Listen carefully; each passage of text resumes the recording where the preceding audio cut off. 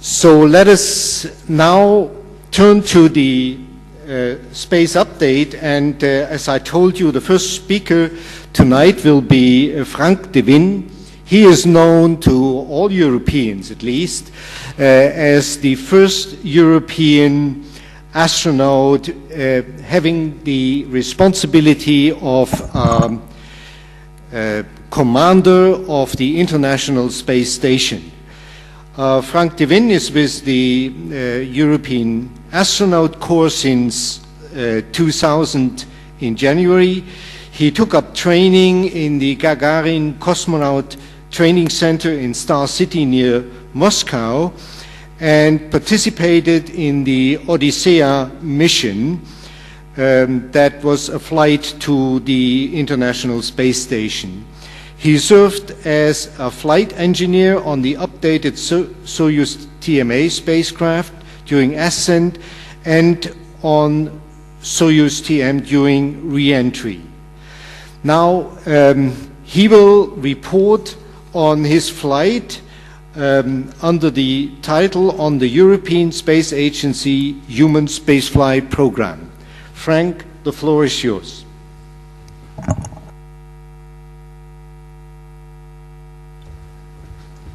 Thank you very much, Mr. Chairman. Well, good evening, everybody here. Welcome as well from my side. I know it's been a long day already for you, so I've chosen a little bit a different format to give you a speech. I have a presentation, or more or less a video, of the mission that we did, the OASIS mission, which took place from May 31st to December 1st to the International Space Station, a 6 months mission. The primary objective of this mission was to augment the crew of the International Space Station from 3 persons to 6 persons. And this was quite a major step for the ISS because, of course, it's not only living and working in space with 6 people, but for sure it's also updating the entire logistics plan, making sure that we have enough supplies for 6 people, enough experiments, enough utilization, and also the planning on the ground, planning for 6 people to do their daily activities in the most efficient way on board of the ISS with all the constraints we have, instead of 3 people, was a real challenge for the ground teams. And I can say that this has been highly successful. We really must thank all the people and all the control centers that have been involved, and also the managers in all the organizations to make this upgrade from 3 to 6 people possible. The film will run in the background, but I will use the images in the film more or less to comment on what the current plans and what the current status of human spaceflight in Europe is.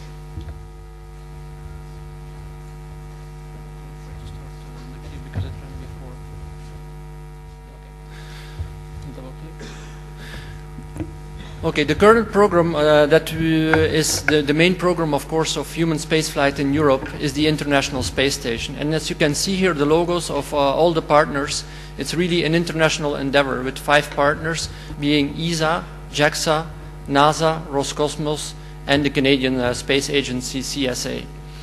These were the logos of our mission, and again, the 6 stars represent the 6-person crew that was on board. And actually, when we docked to the space station, it was the first time as well that, as part of the International Space Station crew, all 5 partners were represented on board of the International Space Station.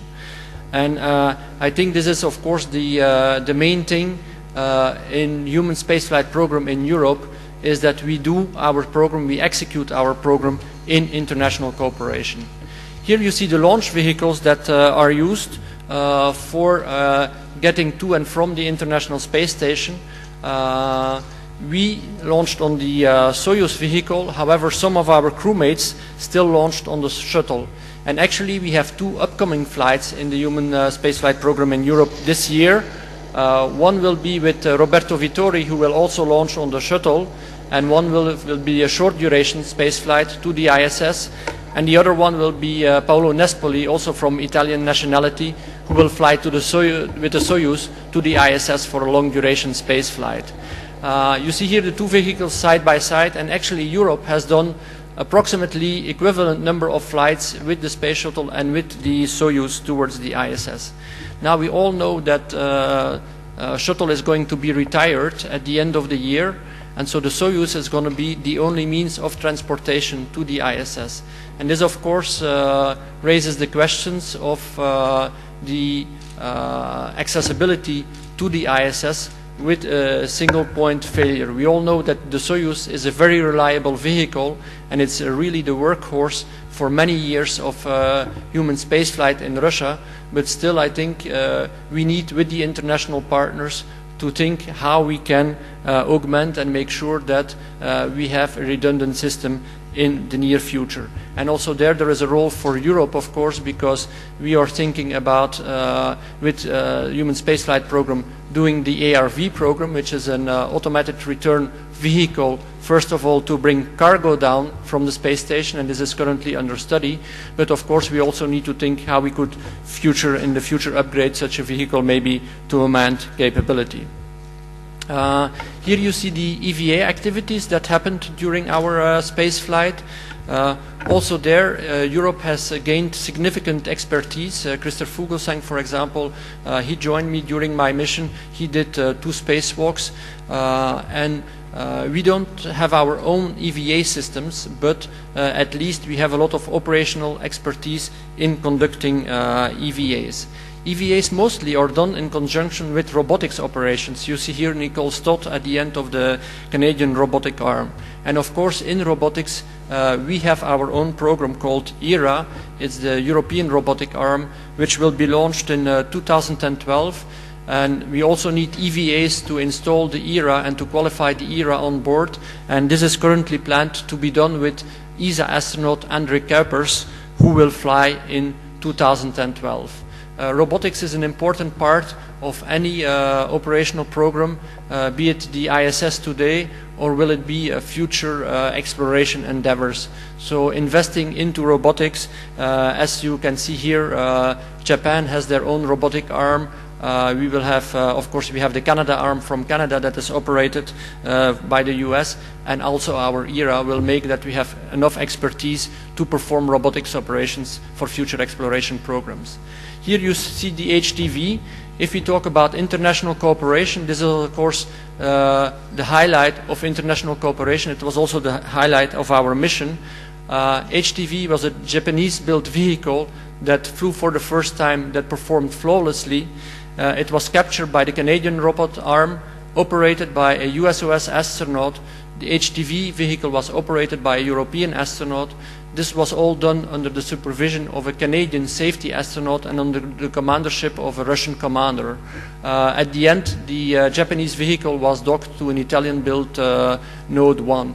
So if we talk about international cooperation, not only in orbit, but also all those control centers in the ground, of course, had to do this. And this is really an example how in the future we can build future exploration program, and it's on these examples and on this international cooperation that in ESA we want to build our future operations. Another part is logistics. Here you see arrival of the MPLM with my crewmate Christophe Vogelsang. It was a real pleasure for me, of course, to work together with an ESA crewmate on board of the ISS and to be 2 ESA astronauts there.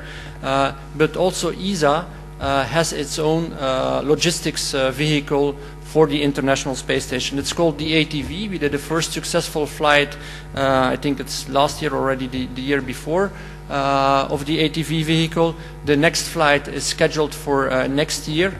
Our automated transfer vehicle does not only have the capability to bring cargo to the space station, but it can also reboost the space station, do refueling, and it does automatic rendezvous and docking with the ISS with totally new technology that was not available before.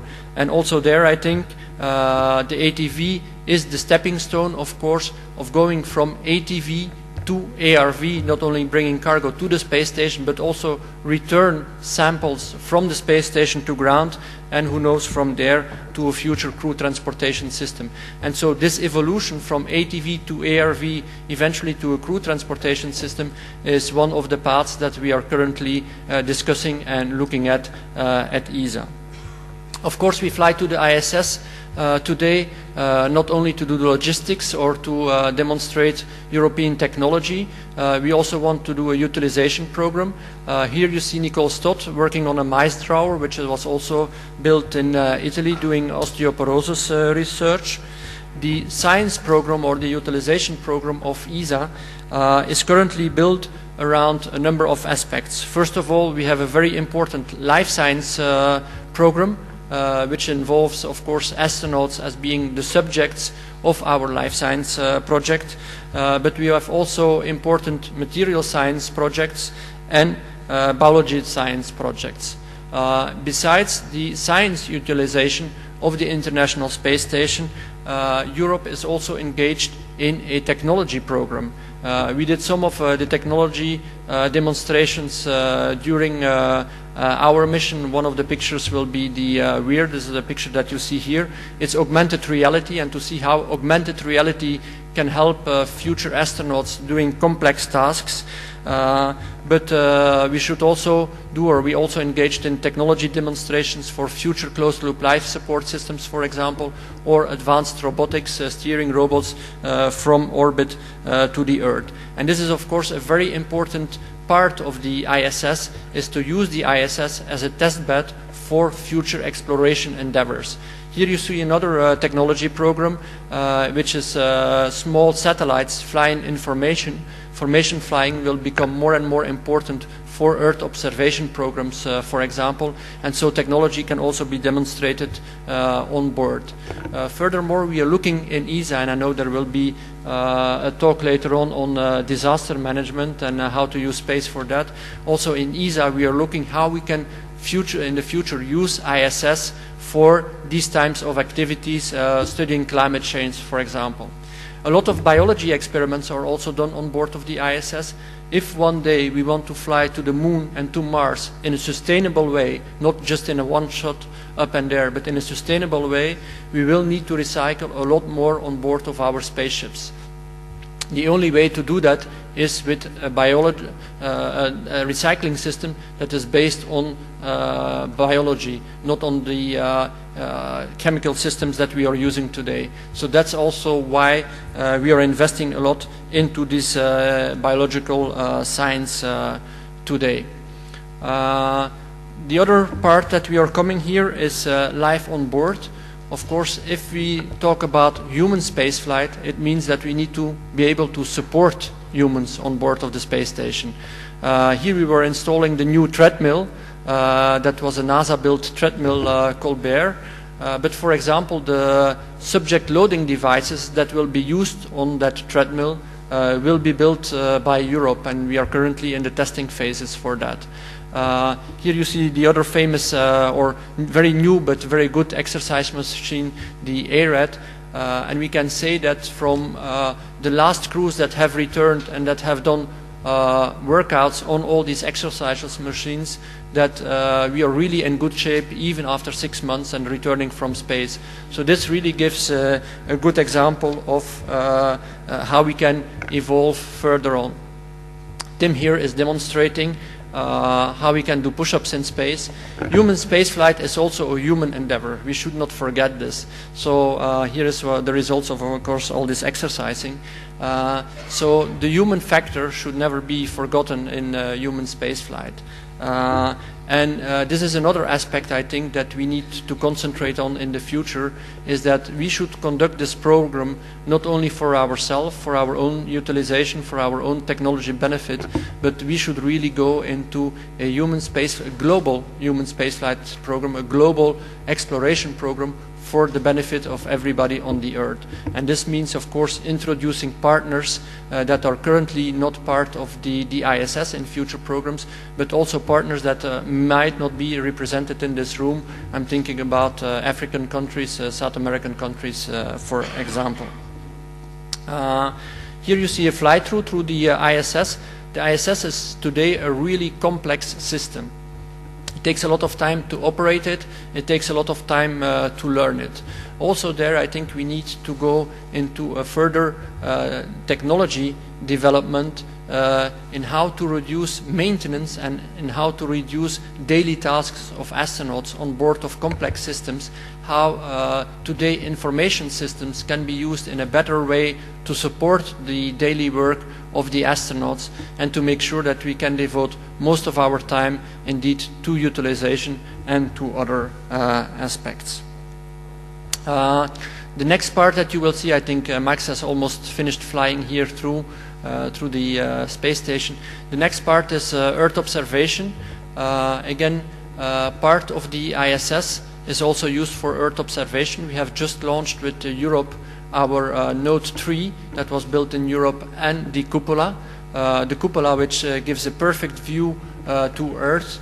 And again, with all the programs going on in climate change and disaster management, we should also think how we can use the ISS as a test bed, for example, to test new sensors, to test new capabilities in observing the Earth. The ISS is in a relatively low orbit, 400 kilometers, so we can really use it as a test bed to make sure that we can develop the necessary equipment, the necessary payloads that we need, and then maybe later on those payloads could then also be developed in a larger scale for satellites. Here's some more pictures just to give you an idea of what can be observed from the ISS. This is Houston here, for example. Before we had Paris and Medina. I think we have some more pictures of nice islands. I know that also man-built structures will come up later on. This is forest fires, for example, that we were asked to observe during our spaceflight when they were happening. And we had a whole program of observing these fires. This is, of course, the Palm Island, man-built, artificial, and here you have Venice. The next part that you will see in the video is more about life on board. Again, human spaceflight is, of course, about humans. So we also have to do our haircuts. We also need to eat. We need to do the normal things that people do on orbit. The important factor of psychology cannot be underestimated. You see here a lot of laughing faces on the video, and as you can see, our crew was always in a great mood, and that was, of course, thanks to our commander that you see there on the right, Gennady Padalka, who was the commander when I arrived at the space station, and later on it was my task to make sure that the crew worked together as a team and that we could solve problems as a team. This was for us very important, and the fact that we worked together as a team made it that at the end of every day we could see that all our tasks that we had for that day was accomplished. So also this we need to take into account in future programs. One of the things that you saw there was that, for example, we had our foods and we always had our meals together. Food is very important, and Europe has also developed its own food program to supply the International Space Station. Tim here is demonstrating that Spider-Man does exist, so also in the entertainment world we maybe could use the space station. Here a very important moment, I think, for Europe, for ESA and for the European Astronaut Corps. It's when I took over commandership from Gennady Padalka. I was, of course, only able to do that because all my predecessors of the European Astronaut Corps, in all the functions that they got, did an excellent job. 15 years ago, European astronauts were only allowed to fly as payload specialists. In the meantime, we have become board engineers, we have done EVAs, and we have done complex robot tasks. And so now, last year, I was able to take command of the International Space Station. I think this also is a testimony of international partnership, and that international partnership works. Even if you are a small partner, you can get big benefits out of this partnership. Of course, after 6 months, it was time to leave. We will see some pictures of the ISS, which is really a fabulous infrastructure. It's for European human spaceflight our next job for the next 10 years. Of course, we need to prepare the future, but our main part will be focused around the International Space Station. It was a wonderful place to live, it was a wonderful place to work, but of course we were also very happy to come back to Earth, to meet our wives, our children, and to be back in communities as with you today. So thank you very much for your attention, and with that I'm open for any questions. Frank, thank you very much for this excellent presentation. It gave us a superb overview on the life and work on the International Space Station, and of course very authentic, like only somebody can present that has actually been there. I notice that life up there seems to be quite some fun, and you seem to have all the exercise machines, so actually you could open a studio up there and sell it to customers all over the place. It was a very good presentation, and I would like to thank you very much. I'd like to thank you for coming here for this meeting, and let's give him an applause again.